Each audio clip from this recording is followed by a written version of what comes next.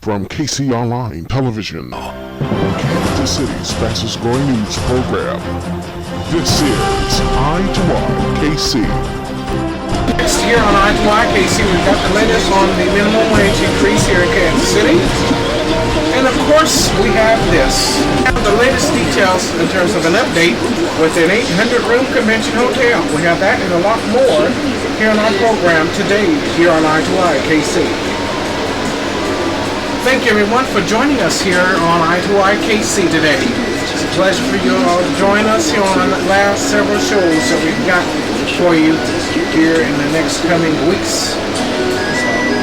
Hope that you take them wisely, hope you listen up, hope you get registered to vote, hope you understand the issues that is going on in your neighborhood and in your communities in the Kansas City metro area.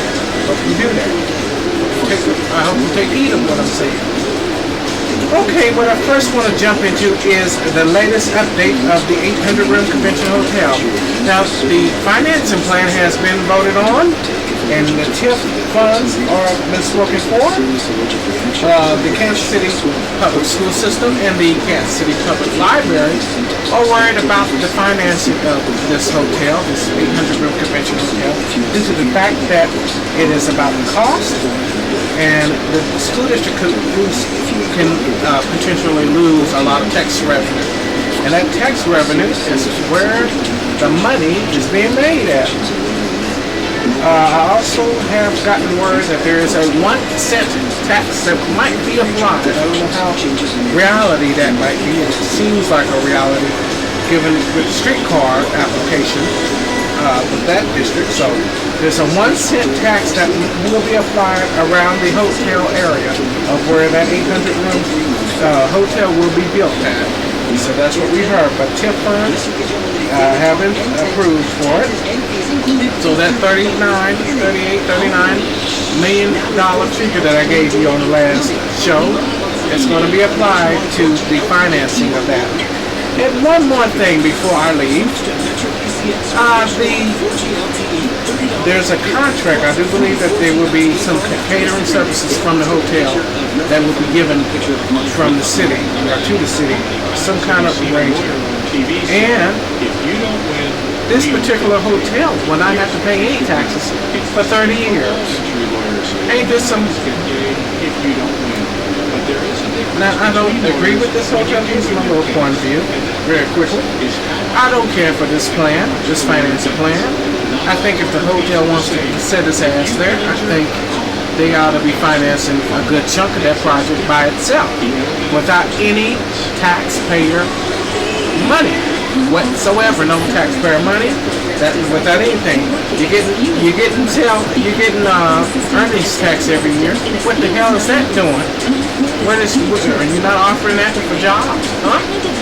You know, this is why I voted no on that damn thing, and I'm gonna vote no next 5 years coming from now. They asked me to go to if I'm still here in Kansas City, I'm gonna vote no on this something. Once again, I'm gonna vote no on it. That's how I feel. That's how strongly I want to get rid of that earnings tax. Because if you ain't using it for this kind of application, then guess what? We need to get rid of it. We can find another funding for that. The city just used that as a scare tactic. I believe that 5 years ago when we voted on that thing, on that particular issue. We could have found some other earnings. Alright, so the next biggest issue is minimum wage here in Kansas City. A lot of people have heard about Stand Up KC in terms of their fight to get $15 an hour. Now, as much as I would really want to hear about $15 an hour, in all honesty, I really care about raising the minimum wage, but $13 or $15, not so much. I can see realistically $9 to $10 an hour, but I don't see $13 or $15 an hour. These jobs were never meant to be lived off of, and I know with the economy, I know a lot of you are going to say this due to their economy, economic situations, and the job market as it is now. A lot of people are getting underemployed, and we talked about that particular situation several years back here on KC about underemployment or unemployment and all this good stuff. not that good stuff, obviously. However, you know, I just don't really care for it, especially for fast food workers that aren't doing their job. And you know who you are. You don't have to call, you don't have to email, you know exactly who your asses are. I've been to a lot of them, so I know. So we don't have to go there, do we? I don't think we do. Okay, now let's take a look at what the minimum wage stands just on the state level and on the national level. For this national level, minimum wage is at $7.25. And the minimum wage in Missouri is at $7.65. And take a look at the current dates and everything, current movements that it's been taken with minimum wage here in Kansas City.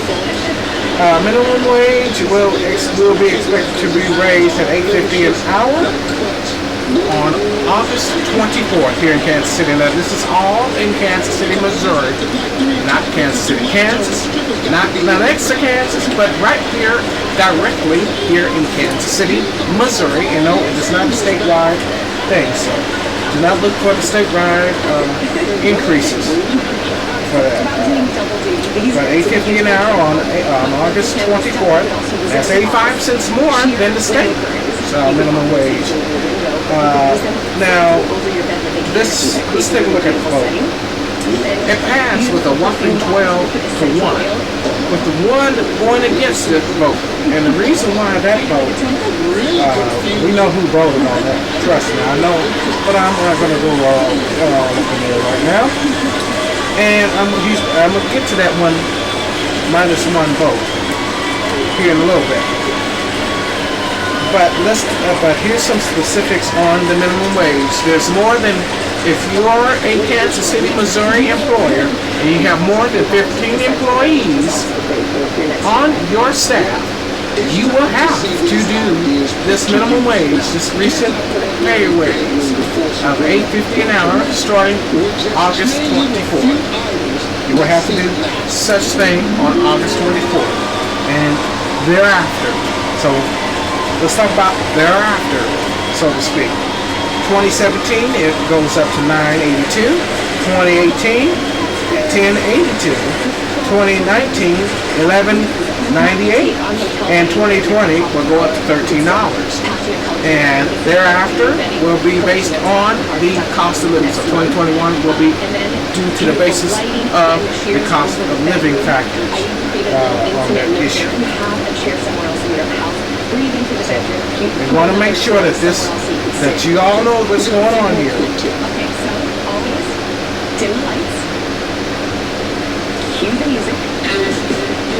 So, before I jump into this, before I just get rid of this issue here, I want to kind of talk about what is going on with this issue. Why are so many people against pushing, or against for this push? Well,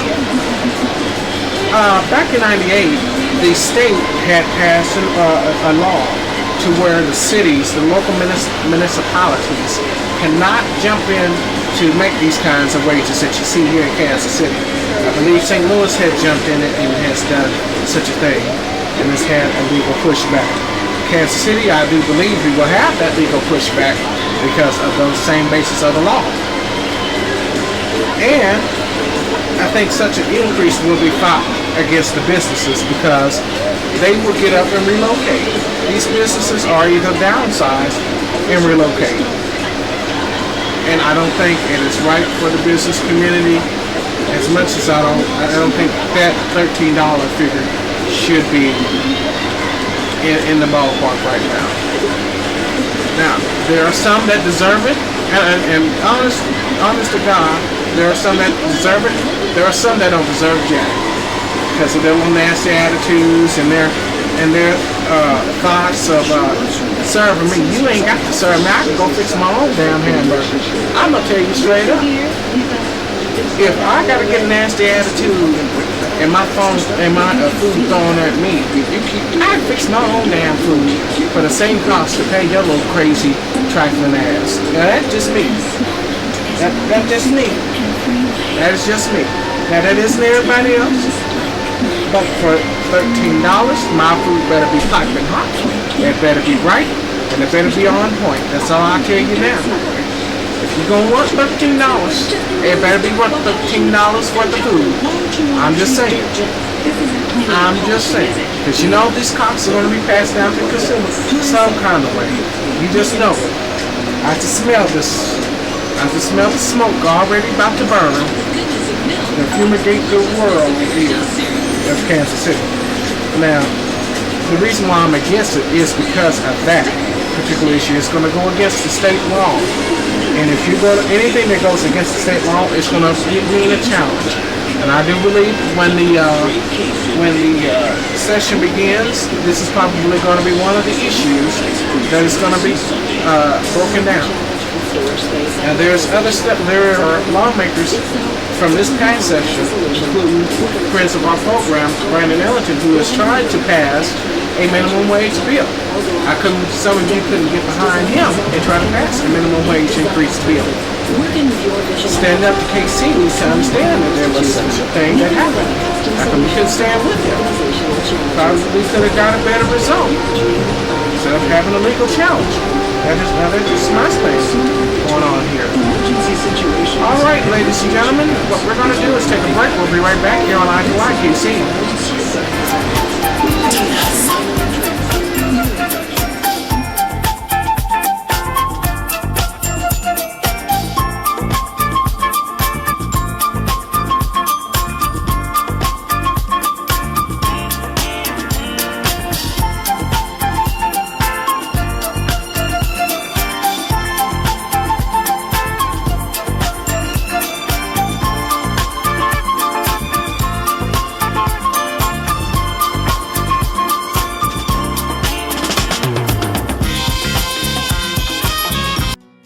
More people around Kansas City are beaming.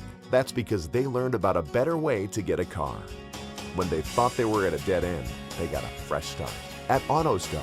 AutoStart is where you'll get a better car at a lower price and pay less cash up front because we pay your tag, tax, and title. You get 15-minute approval, and every car includes our life of the lease service warranty. Leasing a used vehicle is a whole new option. Your fresh start begins with AutoStart. The new flamethrower cheeseburger now with a $5 lunch. I'm going flamethrower today. Remember what happened last time? I'm going flamethrower today. Remember what happened last time? Comes with a Sunday now. I can handle it. The $5 lunch now with the jalapeno bacon flamethrower cheeseburger.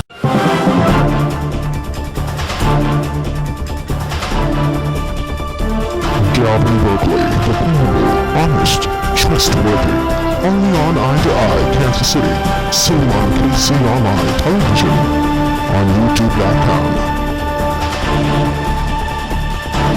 Shopping for a new vehicle can be overwhelming, so don't go it alone. United Consumers Credit Union makes the car buying process easy. With great rates and flexible terms, you can get the car and the payment you want. Plus, you won't have to make your first payment for 3 months. If you already financed your car, talk to our friendly staff about transferring your loan. It could save you money. Banking is what you do, not where you do it. United Consumers Credit Union. Banking the credit union way.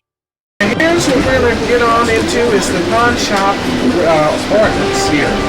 Now, we're going to talk about this because this could affect if you're trying to sell off your items and you don't no longer need to say a flat screen TV or a camera or a stereo or a tablet or whatnot.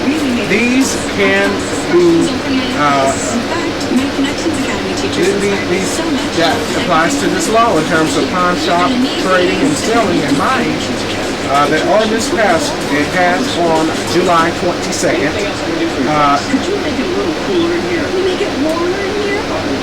It requires every single pawn shop to report every transaction from video, and they are to be required to hold that video for 60 days.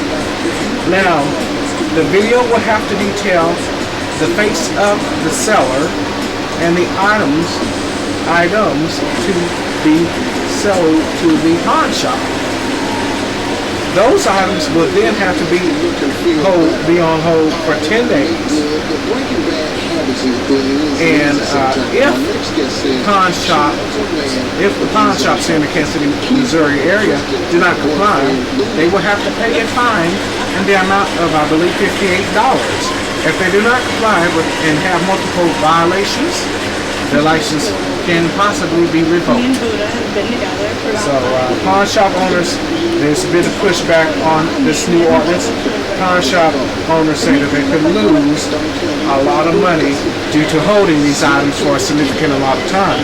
And because there's a value that is decreasing, that is already decreasing with purchasing this item at a used rate, the money coming from that is not going to be all that good. So that is their argument, and I really don't have anything on this issue. Let's go into a little bit more specific things. There's been 450 stolen items per year here in the Kansas City metro area. And I believe that this new ordinance, should I say, not law, but ordinance, may alleviate that issue a little bit. So I'm hoping, and I'm hoping that this will take away from the pawn shop owners' profits. But at the same time, this has to be a consumer issue as well. Look at it as that. Simply as a consumer issue, because consumers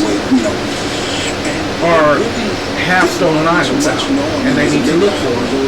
And what I am going to ask everybody, and what the Kansas City Police Department is asking every single citizen that owns one of these or anything with a serial number or a PIN number, or well, not a PIN number, but a serial number of some sort and type, to record it. Have it recorded, have it printed, so when you file a police report, that can be traced, that can be tracked down, and that can help you find stolen and lost items. I do want you to know that, because we don't want you to lose stuff. That's what the police are recommending it, and that's what I'm also going to recommend to you as well. Okay, what I want to move on to is there's just a lot of stuff going on in this world. And the issue now, we just have a lot of stuff. And the least recent issue with Sandra Bland with her arrest, I want to get into my final word, which turns me to my final word. And it really turns me into the issue of racism and all this other mess here.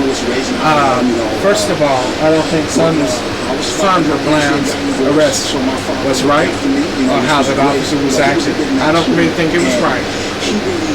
Just on the basis of that officer, that particular officer, I had an opportunity to look at that video. I looked at it closely, and I do believe that there has been some prejudice in that particular thing, in that particular situation.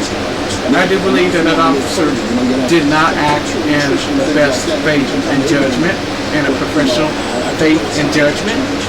I really don't think he did. Now, the issues going on to claiming Sandra Bland's suicide, to claiming her death as suicide, I don't think it was suicide. Now, that's just me. We've ran into this issue once before. Once you get in police custody, you don't know what happens. And especially being a person of color, you really don't know what you're going to be faced with when it comes to police departments. Because there are some nasty, like I'm saying it on this show, I'm going to continue to say that until I don't have a voice no more. The police departments, they have good cops, and they got bad cops, and then they got really shitty cops. That falls in the line of bad cops. That's just me. That's just how that goes in my book. You got some decent cops, and then you got some this flat out nasty, ignorant cops that use their power and overexert their power when they don't have to do it. And But going on in terms of race in this particular issue, America has a racial issue, and it's had it for a long time. And it's had it for a long time, and it's something that we can't seem to fix, and we can't just hit the issue and think it's going to go away. We need to have a serious conversation and get in depth with that conversation and really hit it on the nail on issues. And that's going to mean black people, white people, your people, my people, yellow people, brown people, blue people coming together and really having that conversation. And I don't think we're going to ever have it, because you got some thick-headed people that believe certain things about people of color, and vice versa. Instead of getting to know people and understand people and understand the issues that is going on with each and everybody, we're not going to get anywhere in terms of racial relations. This country has always had a race issue. This country has always had an issue with race and with prejudice. And when you and even going further out, when you have a system that is so prejudiced, what do you think you're going to get? What is it that you think you're going to get out of this thing? I don't get it. But on that note, ladies and gentlemen, I do say thank you for watching, and I hope that you stay tuned for the latest of more of our programs as we are grinding down shop here on I2IKC. My last day is on August 28th.